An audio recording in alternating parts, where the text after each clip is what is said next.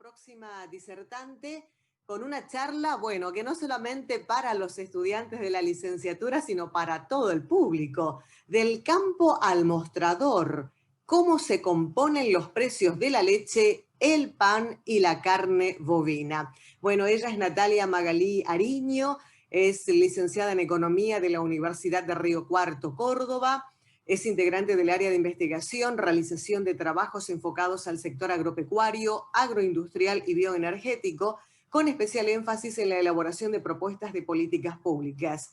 Vocera de las investigaciones y sus resultados en los diferentes medios de comunicaciones audiovisuales nacionales, provinciales y municipales, representante en la Mesa de Buenos Aires, de Buenas Prácticas Agropecuarias en Río Cuarto, Córdoba, integrante del equipo organizador del Congreso Imagina 2017-2019, docente también y participante activa de varias investigaciones hechas desde FADA. FADA es la Fundación Agropecuaria para el Desarrollo de Argentina. Bueno, mucho más también en participación de publicaciones y demás, pero como siempre digo, más nutritivo será escuchar al disertante, en este caso a nuestra disertante Natalia Magalí Ariño. Bienvenida a la 17ª Jornada Universitaria de Administración Rural de la Facultad Regional Resistencia.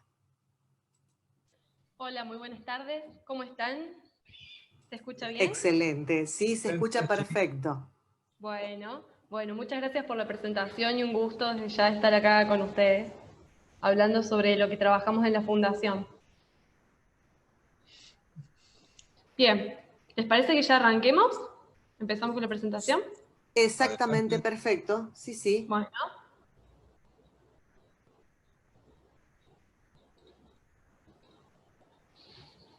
A ver si alguien me puede decir si se ve bien, si se ve correcto. Sí, se ve. Perfecto. Bien. Bueno, como anunciaban recién, el título de esta charla es Del campo al mostrador, cómo se componen los precios de la leche, el pan y la carne bovina. Tres productos que son básicos, fundamentales en la canasta de todos los argentinos, más que nada, ¿no? Unas consideraciones previas que quiero hacer antes de entrar de lleno al tema y a los números, es esto de que, bueno, nosotros lo analizamos desde el enfoque de las cadenas agroalimentarias, es decir, desde que el insumo básico sale del campo, pasa por la industria, se transforma y luego llega al comercio y queda a disposición de todos los consumidores. Este es un trabajo que nosotros hacemos 2 veces al año en la Fundación y tiene dos objetivos. Por un lado, brindar información al consumidor, ¿sí? De dar la información de cómo es que a través de todas las etapas se va conformando el precio, por qué existe esa diferencia, por ejemplo, entre el tambero que cobra, o que siempre se dice que cobra tan poco, y el sachet de leche que nosotros vamos al súper y está tan caro, o esa brecha tan grande que existe, o lo mismo con la carne, con el pan. Bueno, es brindarle esa información al consumidor para que sepa cómo se va conformando, ¿sí? De qué manera. Y por el otro lado, el otro objetivo es brindar información también, pero para los actores que están dentro de la cadena. Porque muchas veces pasa que no, que la culpa la tiene, por ejemplo, el molino, pero no, la culpa la tiene el productor agropecuario. Y así es como que por ahí hay desinformación o falta de información clara sobre qué proporción se lleva cada uno sobre el precio final, por ejemplo, del pan, o de la leche, o de la carne. Entonces, en esas dos vías va el objetivo de este trabajo. Como les decía, el análisis está enfocado al mercado interno, ¿sí? Se tiene en cuenta para poder analizar esa conformación de los precios, lo que son los costos, los impuestos y el resultado económico de cada una de los eslabones que conforman las cadenas. Se expresa, esto para el análisis global se expresa todo en una misma unidad de medida. ¿Qué quiere decir? Que no es lo mismo las unidades de medida que se utilizan en la producción agropecuaria, por ejemplo, en la producción de trigo, que es peso por trigo, en el molino, que ya ahí entran conversiones cuando entramos en el proceso productivo, el hecho de transformar trigo en harina, ya tiene un rendimiento que hace que no sea el mismo producto, entonces es como sumar peras con manzanas. Y después pasa cuando, por ejemplo, esa harina se transforma en pan, sucede lo mismo. Hay otros rendimientos que hay que tener en cuenta y que, a partir de unos cálculos, permite que se pueda expresar todo en una misma unidad de medida y se pueda hacer todo un análisis a lo largo de la cadena, que ya vamos a ver más adelante cómo se hace. Y la otra consideración importante es que el precio de salida de un eslabón es tomado como el precio de entrada del siguiente. Ejemplo, el precio del trigo, ¿sí? A la salida de la producción, de la etapa de la producción de trigo, es tomado por el molino. Luego, el precio de salida de la harina en el molino es el precio tomado por la panadería. Bien. Hechas esas consideraciones que son globales, ahora vamos a entrar en las cuestiones más específicas que quizás puedan entender o se puedan comprender mejor. Comenzando con la leche. ¿Cómo se compone el precio de la leche? También, cuestiones para tener en cuenta. Se hace el análisis sobre el sachet de leche entera de 1 litro. Los eslabones que conforman esta cadena es la producción primaria o la producción tambera, la industria láctea y la venta minorista que nosotros la representamos por medio del supermercado. ¿Qué sucede en la cadena láctea? Hay mucha heterogeneidad en los sistemas productivos, hay disparidades regionales, hay diferencias incluso hasta en la comercialización, hay tambos que comercian directamente con pymes o con industrias más grandes, hay diferentes tecnologías aplicadas a los sistemas de producción, todo esto hace que haya múltiples formas de poder conformar un precio. Nosotros lo que tratamos siempre es tratar de alcanzar una representatividad promedio de cada una de las etapas, pero hay que tener en cuenta que no es la única alternativa, sino que hay muchas realidades dentro de la cadena. El tambo que nosotros consideramos para hacer estos análisis es un tambo con un rodeo de un total de 152 vacas, ¿sí? Que también coincide con la cantidad de vacas por unidad productiva a nivel nacional. Respecto a la industria y al supermercado, también se hacen los análisis de costo, impuestos y resultados sobre el sachet de leche, particularmente sobre ese producto, no sobre el resto de los productos que la industria produce y el supermercado puede vender, todos relacionados a la cadena láctea. Disculpen. Y respecto a los precios, que también es una cuestión a tener en cuenta, es que los precios de salida en cada uno de los eslabones son precios oficiales o públicos, o que publican algunas otras instituciones, pero son precios de referencia. Bien, comenzando por el precio que se le paga al productor tambero. Como ven ahí, hay un mapa de la Argentina dividido por regiones, y en cada provincia, estas provincias son las que figuran, o las que publica, mejor dicho, el Ministerio de Agricultura, Ganadería y Pesca de la Nación. ¿Sí? Cada provincia tiene un precio promedio que cobra por la leche cruda. Como vemos en el caso de Buenos Aires, ahora yo les voy a ir marcando así, se van guiando. Por ejemplo, en el caso de Buenos Aires, es el precio más alto que se ha pagado por el litro de leche cruda. En cambio, en el caso de la provincia de La Pampa, fue el más bajo por el mes de agosto, 18 pesos con 0,4 centavos. Nosotros, ¿qué hacemos? Como queremos alcanzar esa representatividad nacional, lo que hacemos es tomar un precio promedio nacional que también publica el ministerio, y este es de 18 pesos con 65 el litro de leche que se le paga al tambero. Ese es el último precio que publicó el ministerio y que corresponde al mes de agosto. Si uno piensa en ese precio y piensa cuánto sale la leche cuando vamos al almacén o cuando vamos al súper, la primera pregunta que surge es, ¿qué pasa en el medio? ¿Qué es lo que hay en el medio? Un aspecto importante también para mencionar es que expresado en dólares, este litro de leche que recibe, el precio que recibe el productor, hoy es de 0,25 dólares.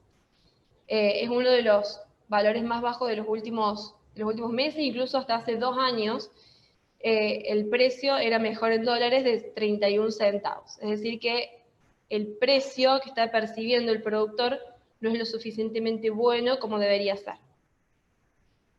Bien. Ahora vamos a la composición en sí misma. Como les decía, estos son datos provisorios para el mes de agosto, son datos que hemos armado para poder presentarlos acá en la jornada, para poder presentárselos a ustedes. Arrancando por el precio del tambo, que es el que vimos recién, 18 pesos con 65. El tambo tiene costos, ¿sí?, en los cuales incurre para poder llevar adelante su actividad, entre los que se pueden destacar los costos en alimentación, que es el costo más importante, ¿sí?, de la ración de los animales. Ahí dentro de los costos de alimentación tenemos lo que es el maíz en grano, la soja, expeler de soja, silaje de maíz, silaje de sorgo, sales, también premezcla para las vacas. Tenemos costos en personal, costos en sanidad, reproducción, costos de estructura, comercialización y amortizaciones, ¿sí? Como verán, los costos para el mes de agosto fueron de 18 pesos con 92. Es decir, que los costos fueron mucho más altos que el precio que recibió en promedio el productor. Como vimos antes, hay productores que recibieron más y hay productores que recibieron menos. Pero tomando un parámetro promedio nacional, el productor recibió menos. Tuvo que pagar impuestos por 32 centavos por litro de leche y en consecuencia tuvo un resultado negativo de 60 centavos por litro de leche vendido. Esto quiere decir que el productor tambero logró cubrir los costos operativos, pero no los costos cuando ya incluye la amortización y cuando incluyen los impuestos. Bien, ¿qué sucede con la industria? La industria compra esa leche a 18 pesos con 65, tiene sus propios costos de fabricación, de comercialización, de distribución, de administración, los fletes, el personal, está todo dentro de esos, está todo englobado ahí adentro, por un total de 19 pesos con 72 por litro de leche producido, que sería este.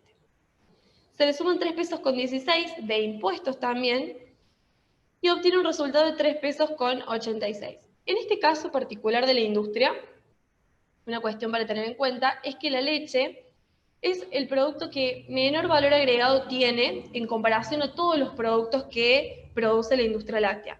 Entre ellos, yogures, quesos, crema, todo lo que se puedan ocurrir. ¿Qué sucede con este caso? Actualmente la industria tiene un precio planchado, disculpen que ahí no se ve bien, sumando los 19,72 más 3 pesos con 16 más 3,89 se obtienen los 45 pesos 42, que es el precio de planchada de la industria, ¿sí? Ese precio hace por lo menos 3 meses que se mantiene estable. Todo esto tiene que ver también con convenios que se han hecho con el gobierno y también por los precios máximos que se han establecido este año en el contexto de la pandemia, con lo cual no pueden aumentar el precio. Entonces lo que ha estado sucediendo en la industria es que ante precios estables, sin variaciones, los costos han ido aumentando. Entonces, cada vez esa ganancia que la industria tiene se va reduciendo. Y finalmente, el supermercado compra la leche, ya el sachet de leche, porque ya está convertido, a un precio de 45 pesos con 42, le incorpora todos los costos del supermercado, que estos son costos más que nada de estructura, alquileres, luz, gas, personal, distribución, bueno, fletes también en el medio, por 12 pesos con 63, le suma también los impuestos que paga el supermercado y se obtiene incluso un resultado negativo de 1 peso con 43 cuando se analiza el sachet de leche. Y este es otro tema que siempre llama la atención cuando nosotros lo comentamos o lo comunicamos. ¿Cómo puede ser que el supermercado pierda?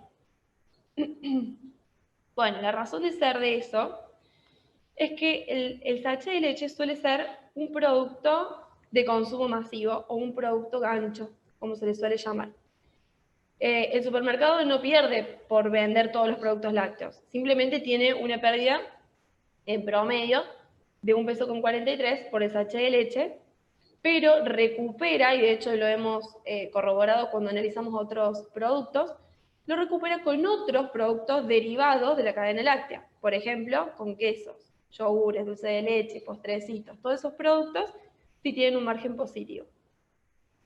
En definitiva, el sachet de leche termina siendo como ese producto gancho o como en los kioscos que, el ejemplo, bueno, pero vieron, por ejemplo, que los cigarrillos suele ser un producto gancho de un kiosco. Bueno, en el caso de la leche o el supermercado, el sachet de leche suele ser ese producto gancho, salvando las distancias, ¿no?, del ejemplo. Finalmente, se vende al consumidor final el sachet de leche a 60 pesos con 13 centavos. Este precio, que está acá, surge de los precios relevados por el INDEC, que los vamos a ver a continuación.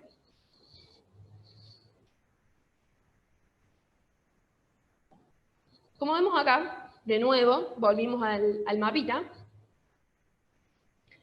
el INDEC publica todos los meses en su índice del precio del consumidor precios de determinados productos, ¿sí?, diferentes productos. Entre ellos está la leche, el sachet de leche de 1 litro. Como ven, está por regiones. En el NOA, ellos relevaron que el sachet de leche está en 63 pesos, con 72, en Cuyo 62, en el NEA en 65 pesos, la región Pampeana en 62, y bueno, hacen aparte un punto particular, el Gran Buenos Aires en 56, y la Patagonia en 64. Como vemos, el precio en el NEA de la leche en el mes de agosto estuvo más cara que en las otras regiones. Sin embargo, esto está basado más que nada en precios de leche de una primera marca. Si ustedes van al súper y prestan atención a los precios, hay diferentes precios de leche que va a estar dependiendo de la marca, ¿sí?, como acá está, y va a estar dependiendo también del formato de venta, si es en un supermercado, en un hipermercado, en un almacén, en un kiosco, también en las promociones que haya. Un aspecto importante del precio final para el consumidor que se ha dado en todo este año es que el gobierno ha hecho un convenio o ha negociado con supermercados para no trasladarle el IVA al consumidor final. Si ustedes recuerdan, el año pasado se había eliminado el IVA, el 21% del IVA al consumidor final en la leche y en otros productos. En enero volvió ese IVA. Entonces el gobierno lo que hizo fue negociar con algunas cadenas de supermercado para que lo puedan absorber. Y de esa forma no pegara un aumento tan fuerte en el precio al momento de volver a restituirle el IVA.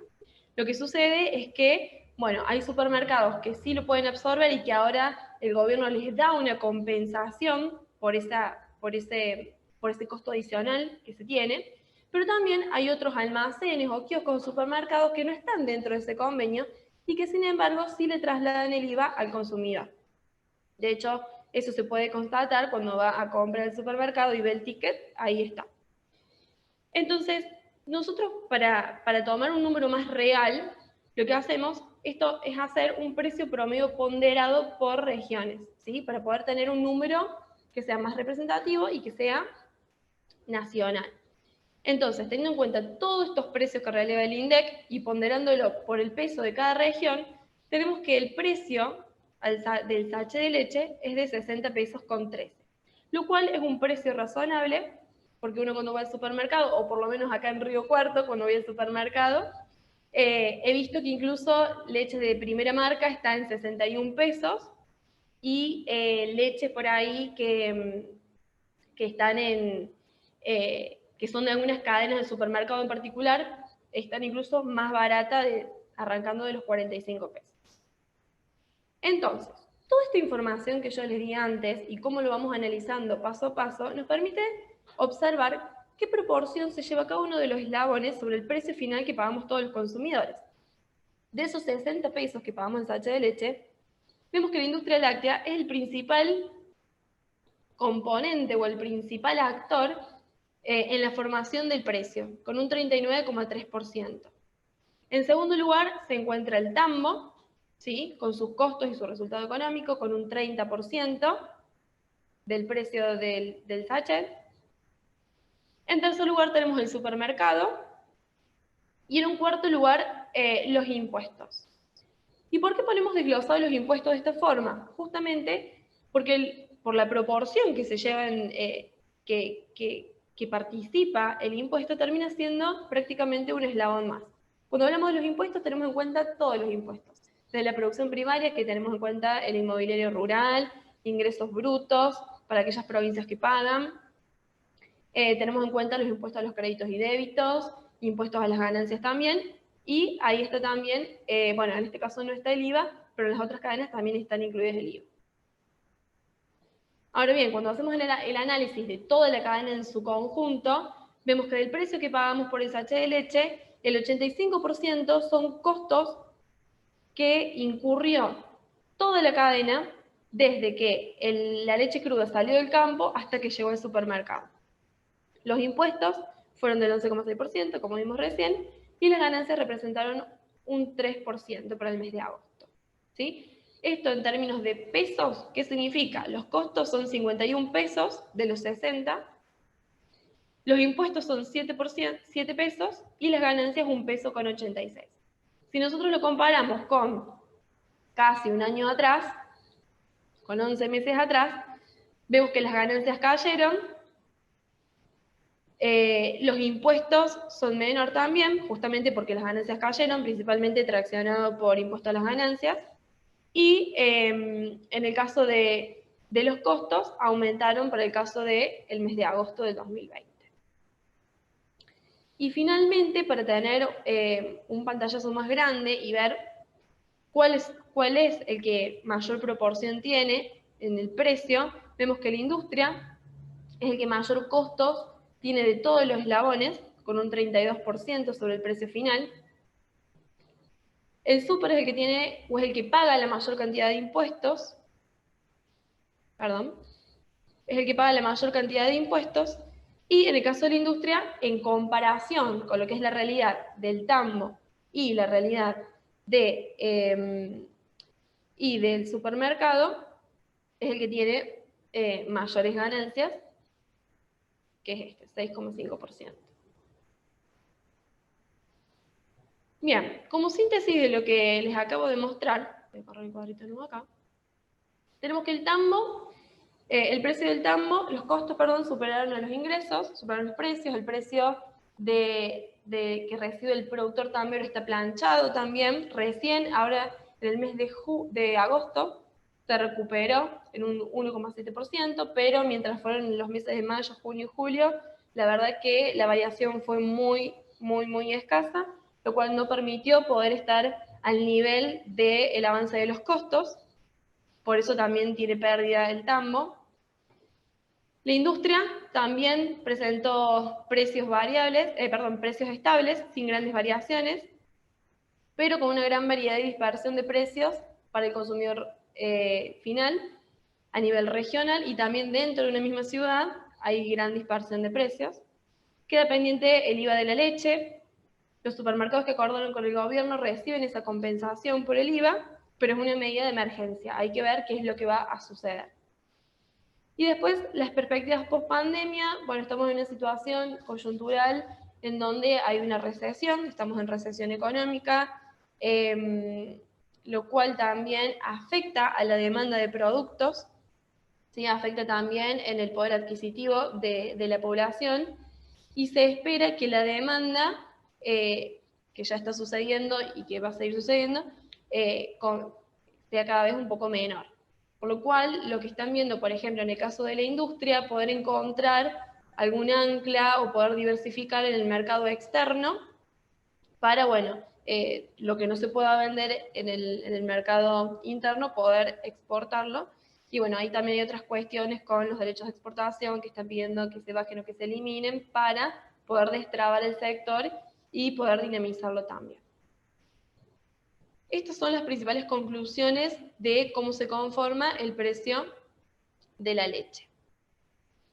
No sé si ahí quieren hacer preguntas respecto a o comentamos todo y después hacemos preguntas en general. ¿Cómo prefieren seguir? ¿O que sigamos? Aparentemente tendríamos, Natalia, que seguir. ¿No hay ninguna pregunta hasta ahora? Ah, bueno. No, me estoy preguntando si alguien tiene alguna pregunta en lo que tiene que ver con el tema de la leche. Por ahora no se visualiza ninguno, Oscar. Bueno, seguimos entonces, Natalia, excelente. Perfecto. Cualquier cosa, si no se llega a entender algo, quieren hacer una pregunta mientras yo voy hablando, no hay ningún problema. Bien, ahora vamos con el precio de la carne. Cuando hablamos del precio de la carne, estamos haciendo referencia a la carne bovina, ¿sí? También acá hay varios aspectos para tener en cuenta. Al igual que en el caso de la producción de la leche, de la cadena láctea, en la cadena de la carne bovina también existe una gran y fuerte heterogeneidad, ¿sí? Al momento de analizar cómo se compone el precio. ¿Por qué? Porque no existe un único mercado de ganado, ni de carne, ni de subproductos. Hay diferentes tecnologías aplicadas a los sistemas de producción. Hay disparidades regionales, hay diferentes condiciones bajo las cuales se produce. No es lo mismo, por ejemplo, llevar a cabo adelante una cría de terneros en el norte de Córdoba, que en el sur de Santa Fe, que en Formosa o en cualquier otra parte de la Argentina. Cada lugar tiene sus características. Después hay unas cuestiones de rendimientos utilizados para poder analizar mejor a lo largo de toda la cadena, que eso lo vamos a mencionar más adelante. Y en este modelo lo que nosotros utilizamos son modelos para cada uno de los eslabones y de las actividades que conforman la cadena, que es la cría, el feedlot, el frigorífico y la carnicería. En el caso de la cría, nosotros, bueno, hay un montón de modelos, de hecho el INTA hace todos los meses estima, perdón, el Ministerio, me confundí, el Ministerio de Agricultura, Ganadería y Pesca, cada 3 meses hace un resultado económico ganadero teniendo en cuenta diferentes regiones y diferentes planteos técnicos. Nosotros en este caso tomamos de ellos el modelo de la cuenca del Salado, principalmente porque se encontraba en los promedios de los parámetros técnicos respecto a otras regiones que ellos consideran en sus modelos, y también porque ahí se localiza la mayor cantidad de stock ganadero, de cabezas, mejor dicho, de la Argentina. Entonces, por eso lo tomamos como referencia. El feedlot se considera un peso de salida neto del animal de 381 kilos, que también este modelo estaba enfocado, que es un animal, es un novillo para el mercado interno, ¿sí? Para consumo doméstico. El frigorífico se considera con una escala de producción de 5.000 cabezas de faenadas mensualmente, y de carnicería tiene una escala de venta de 6.000 kilos mensuales. Esos son los parámetros bajo los cuales nosotros estuvimos trabajando y viendo también cuáles son los resultados. Y de nuevo, los precios de cada salida, de la salida de cada eslabón, son datos oficiales y públicos y son tomados por los siguientes eslabones.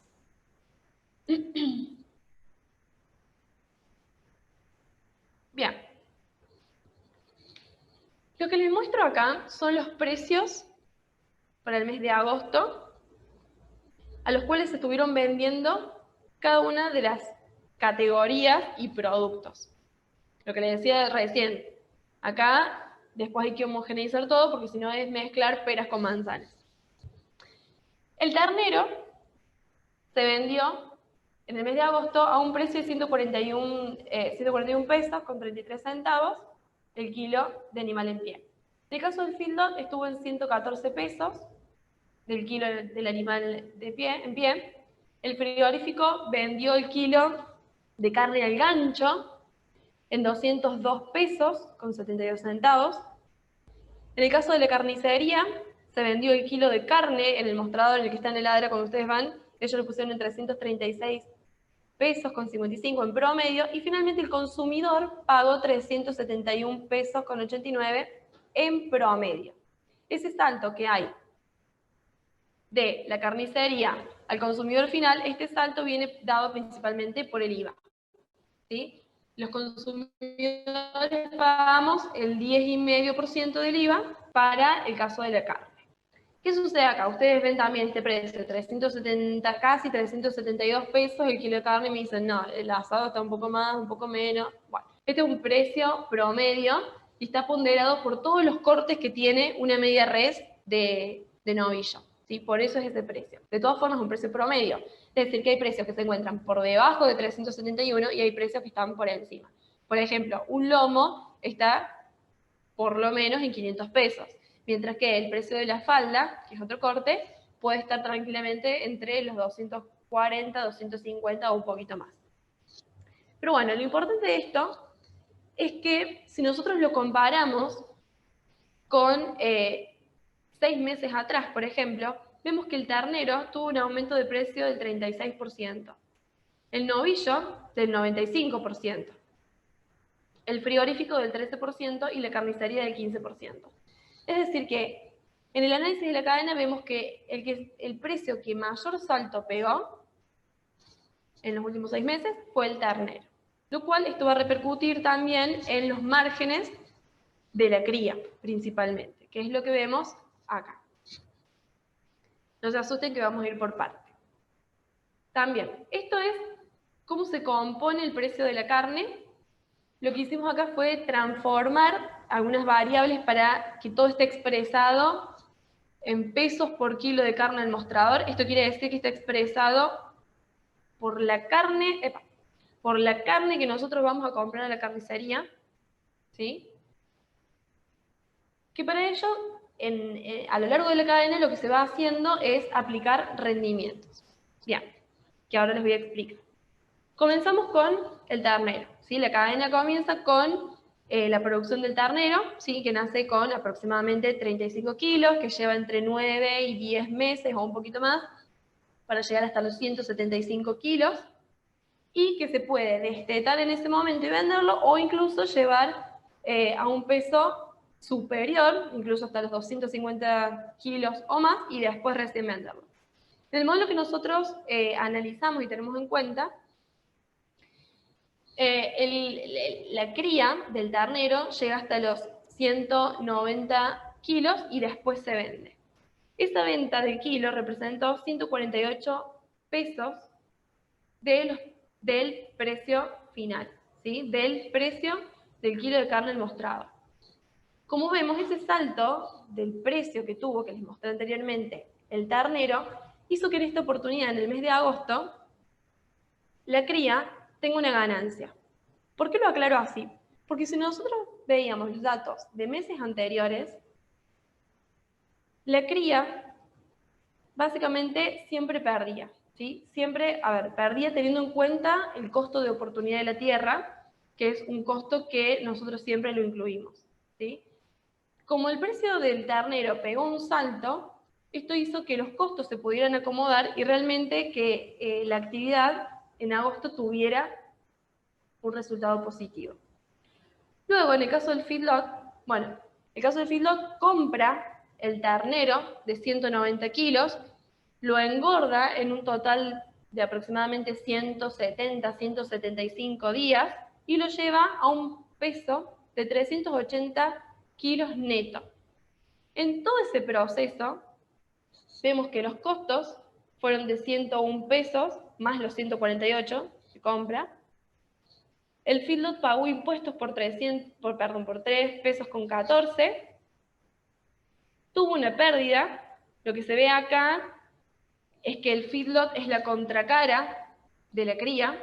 El feedlot ya hace varios meses que viene con pérdidas también en su actividad económica y tiene que ver principalmente con que el precio del novillo no llega a actualizarse como para que el margen de la actividad sea positivo. Una cosa importante también en el tema de los terneros y los novillos es que el precio no se va ajustando, por ejemplo, cuando cambia el tipo de cambio o al ritmo de la inflación, sino que principalmente el aumento de los precios se va dando de asaltos. Bien, entonces, sumando los costos del feedlot más los impuestos más el resultado, el feedlot tuvo un precio de 245 pesos con 81 al final de su actividad. que lo vende al frigorífico. El frigorífico compra este animal de 380 kilos de peso neto. Y acá también hay unos datos que llaman la atención. Tienen costos por 11 pesos con 27, que también ustedes me van a decir cómo puede ser que un frigorífico tenga tan bajo costo, ¿sí? Estos son otros costos además del animal.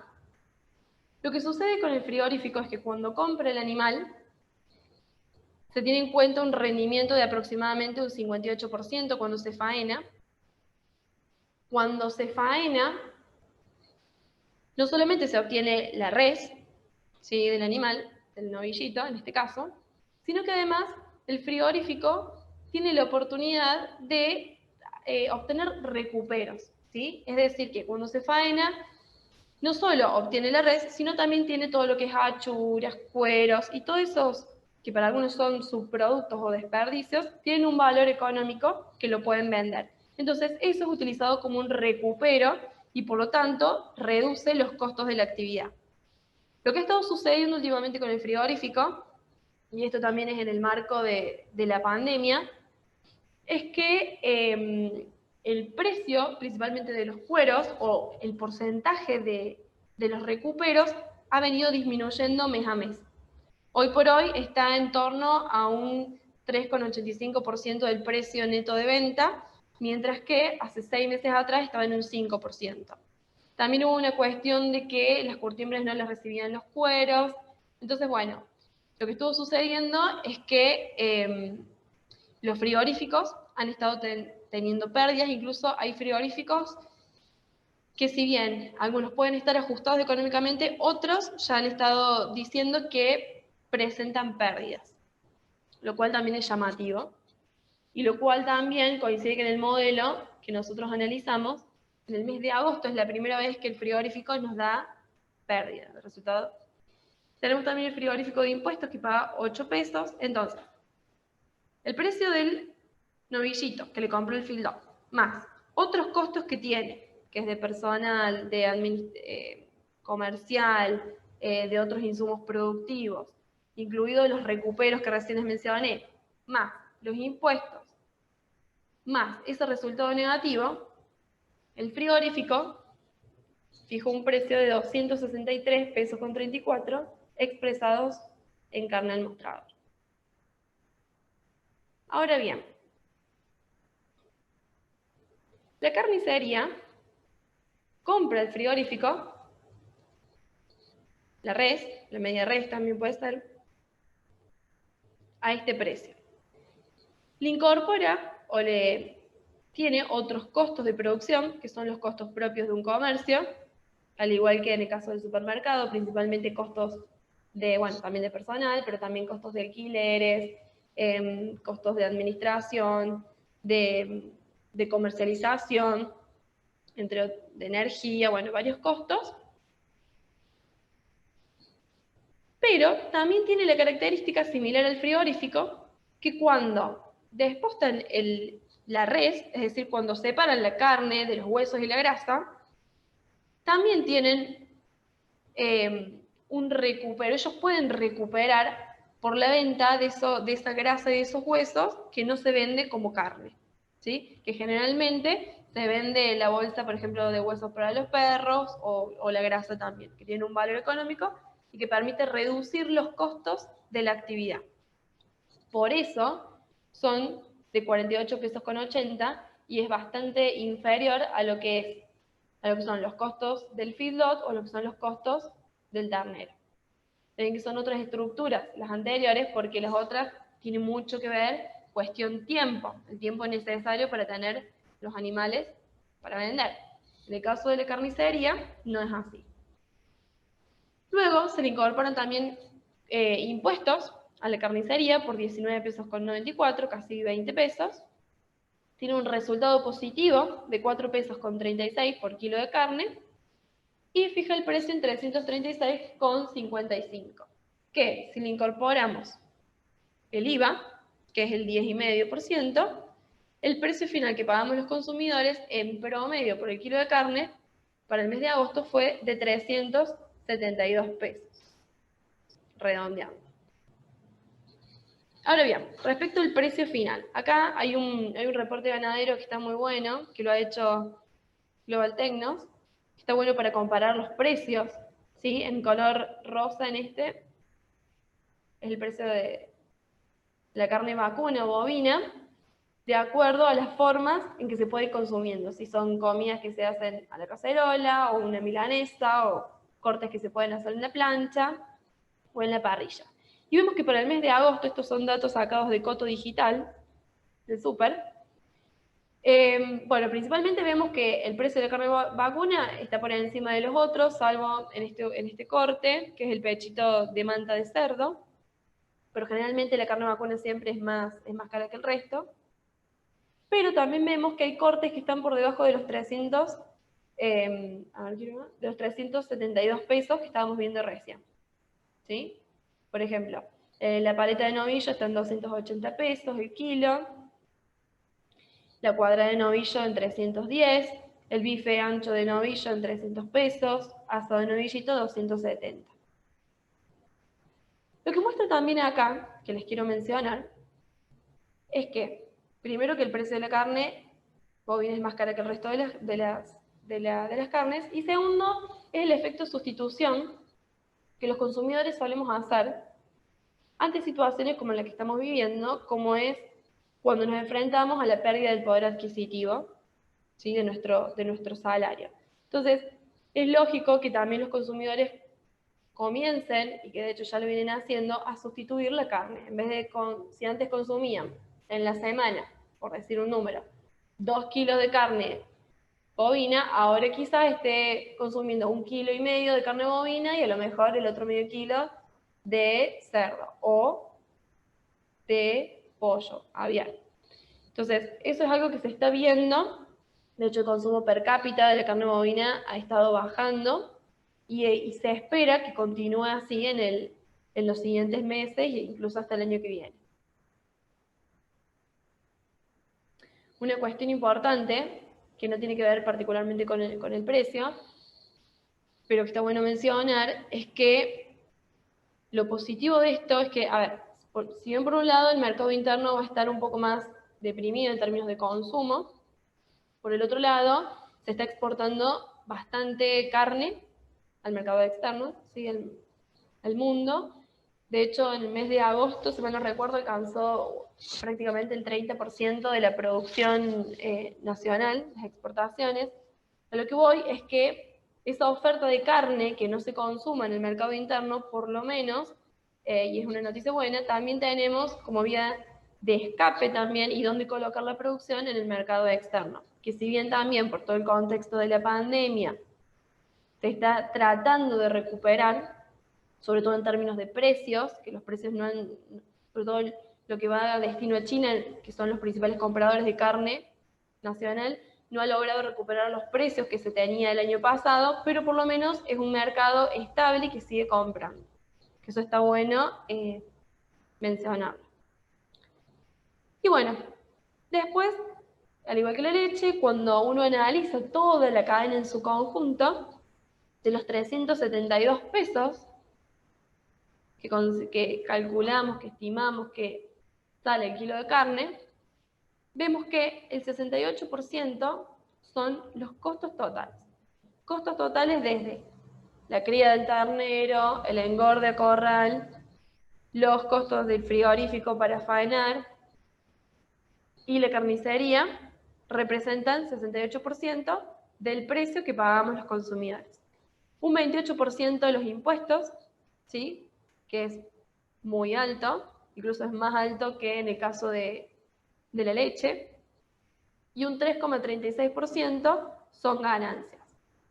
Ahora bien, si nosotros vemos qué participación o qué parte de la torta se lleva cada uno de los eslabones, vemos que en primer lugar se encuentra la cría, por lo que les mencionaba antes, no solo por los costos, por el resultado positivo que tuvo en el mes de agosto, sino también porque dentro de los costos tiene un peso muy importante lo que es el tiempo que se requiere para que el ternero se pueda vender y esté listo para pasar a la siguiente etapa, ya sea a una recría o incluso después al feedlot, como les mostré recién.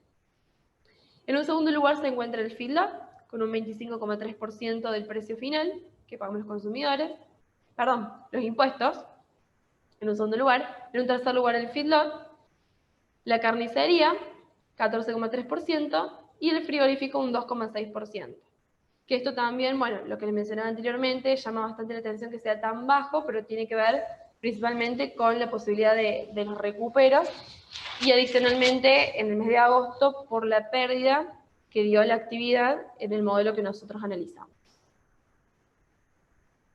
Bien, bueno, y teniendo en cuenta lo siguiente, el tema del costo, el feedlot es el que mayor costo tiene sobre el precio que pagamos los consumidores. La cría es el que mayor impuesto paga, y al mismo tiempo, dentro de todos los eslabones que hemos estado considerando, es el que mejor salió parado, si se quiere la expresión, en el mes de agosto, es el que mejor le está pasando, digamos. Bueno, como síntesis entonces de esto, yo creo que lo principal que haría falta para la cadena de la carne es que el precio del novillo se pueda actualizar para que el feedlot no siga teniendo tantas pérdidas. De hecho, necesita una actualización. Se actualizó muy fuertemente el ternero, no así el novillito, o el novillo. Se necesita de un buen precio para que no incurra en tanta pérdida el feedlot.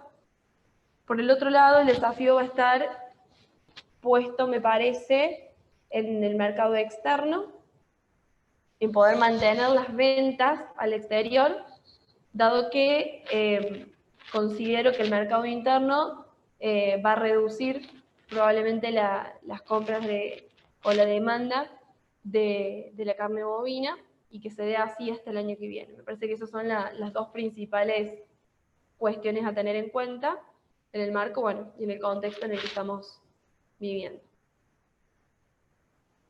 Bien, si no hay ninguna consulta más, y si les parece sigo por el pan. Podés seguir, ningún problema. Estamos viendo el tema de los valores, nos asustamos, ¿no? Porque nosotros como consumidores finales, bueno, sabemos de los valores que manejamos cuando vamos al supermercado, pero claro, hay un largo trayecto, hay un camino que transitar antes de llegar a las góndolas. Pero seguimos atentos a tu disertación.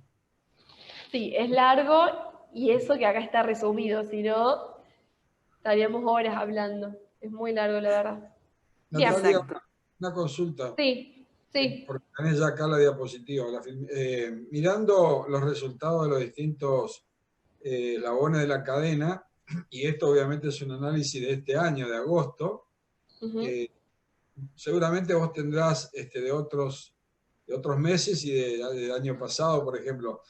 De mantenerse esto, el resultado que obtiene el feedlot y el frigorífico, es complejo su permanencia, ¿no?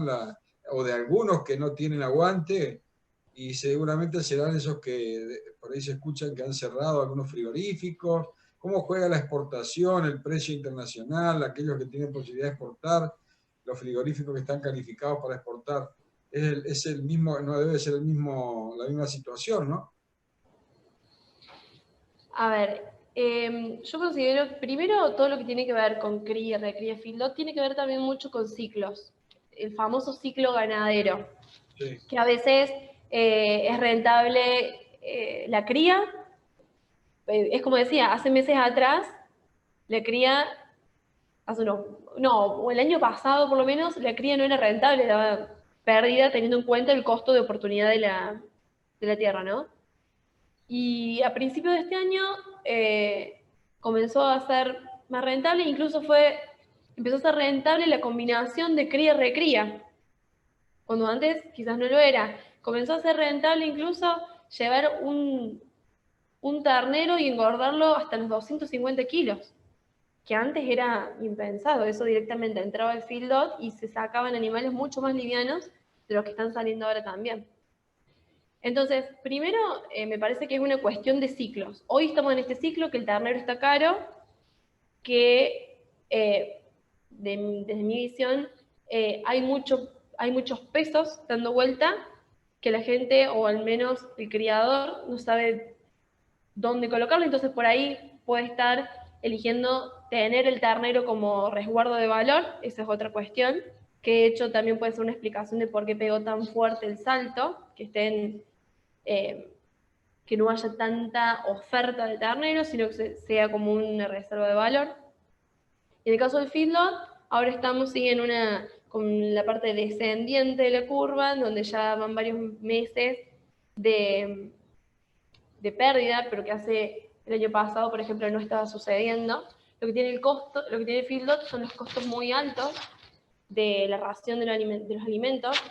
Entre ellos está el maíz, que el maíz pegó un salto en el precio importante, tiene varios costos dolarizados, maíz, soja, los expellers de soja también. Bueno, eso por un lado. Y por el lado del frigorífico me parece que es una cuestión coyuntural, yo lo veo como algo coyuntural, porque de hecho este análisis lo venimos haciendo en el 2017, hace 3 años, y nunca nos dio un margen negativo el feedlot. Yo creo que es la coyuntura particular en la que estamos viviendo. De hecho, varios frigoríficos, algunos no han estado funcionando, sobre todo los de exportación, por problemas y por contagios de COVID, que han estado cerrando o que han estado incrementando fuertemente sus costos, justamente porque muchos trabajadores han estado faltando, entonces eso se tiene que reemplazar de alguna forma. Después, en aquellos frigoríficos en donde se constató de que estaban contagiados con COVID, desde China, por ejemplo, pidieron cerrarlos o pidieron que no exportaran más, hasta tanto estuvieron todos recuperados. Entonces hay una cuestión muy coyuntural, yo creo, de por qué en el caso del frigorífico está así. Después otra cuestión más, bueno, se me fue. No, está bien. Está bien. Y el tema del precio, bueno, hay dos cuestiones, hay dos mercados bien diferenciados. Lo que va a China, que es un precio, no es un precio alto, es un precio tirando abajo, y tenemos los cortes que van a Europa, como la cuota Hilton, la 481, que esos son precios mucho más altos, que actualmente están deprimidos. De hecho, sobre todo el precio de China incluso, no alcanzó a recuperar los precios del año pasado. De todas formas, yo creo que las exportaciones, tener presente las exportaciones siempre son buenas porque diversifican mercados, y en casos como en estos, por ejemplo, en donde el mercado interno está como más aplanado, más cayendo un poco la demanda, es una variable a tener en cuenta para poder seguir produciendo, porque el país tiene que seguir produciendo, y también generando divisas para que ingresen al país, porque el país necesita dólares en estos momentos más que nada, para hacer frente a todos los compromisos que tenemos como país.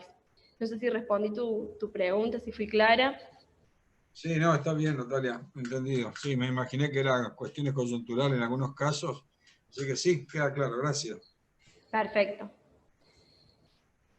Bien, bueno, en el caso del pan, este es más acotado, es más cortito, es más fácil.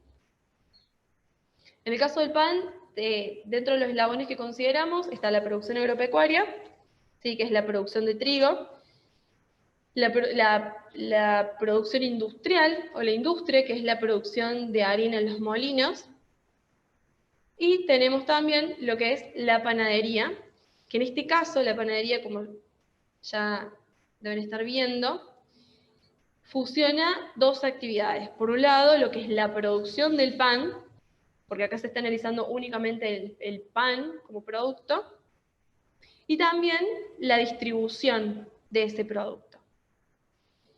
En el caso del pan, como les decía anteriormente, también hay varios rendimientos, es decir, vos cuando tenés el trigo, lo pasás cuando va a molienda en la industria, rinde en torno a un 75 o un 76% ese trigo, que se convierte en harina.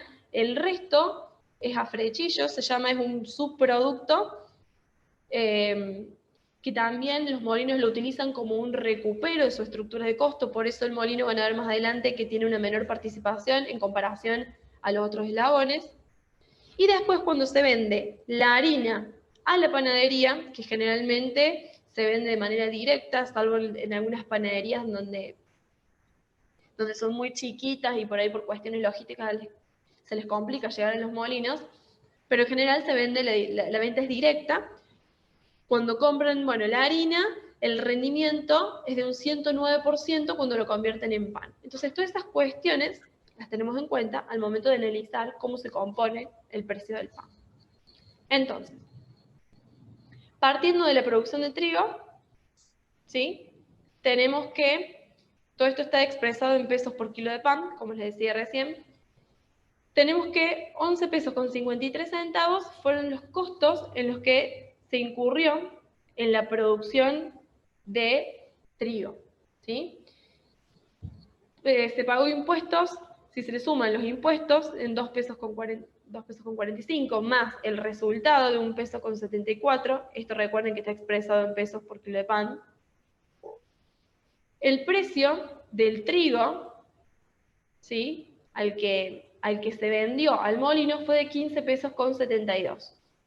Luego, el molino compra ese trigo, como les decía recién, tiene otros costos relacionados a los costos industriales, que ya hemos visto que son muy similares a los costos de la industria láctea y los costos de los frigoríficos, salvando algunas particularidades, pero en términos generales son los mismos ítems. Y el recupero también que se tiene por el afrechillo, el molino tuvo costos de 5 pesos con 23. Si se le suman los impuestos de 1 peso con 28 y un resultado positivo que tienen por la venta de las bolsas de harina, de 1 peso con 0,4, expresado en kilos de pan, se obtiene la harina a un precio de 23 pesos con 27. La panadería compra esa harina a 23 pesos con 27, paga impuestos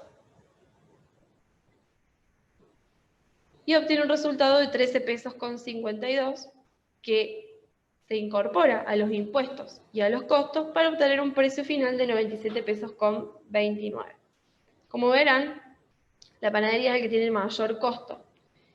La panadería, como les decía, tiene la particularidad de tener dos actividades fusionadas, pero además el mayor costo que tiene la panadería es el costo laboral. Se necesita de una persona que esté constantemente, sobre todo el panadero, que esté constantemente atendiendo la producción, y también porque es una producción muy artesanal y porque los costos por unidad de producción son mucho más altos de lo que es el costo por unidad de producción en el caso del trigo, de la producción primaria, y en el caso del molino. Las escalas son totalmente diferentes. Por eso también se explica de que sea tan alto el costo de la panadería en comparación a los anteriores. Bien, cuando fija el precio de la panadería, se le incorpora el IVA, que pagamos todos los consumidores, que es del 10,5%, y finalmente el precio que pagamos en promedio por el kilo de pan francés es de 107 pesos con 50. De nuevo, este precio es un precio promedio nacional, teniendo en cuenta todas las regiones del país, y en donde se puede estar consiguiendo el precio, el pan más barato o incluso está más caro.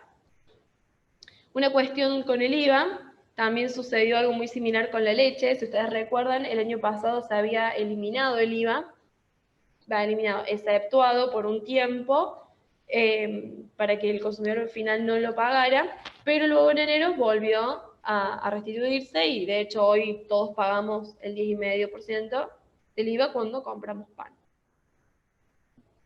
Bien, el mismo análisis que hicimos anteriormente, cuando tenemos en cuenta el precio del pan francés y todos los eslabones que participaron para la producción final del pan, vemos que un 60% son costos, ¿sí?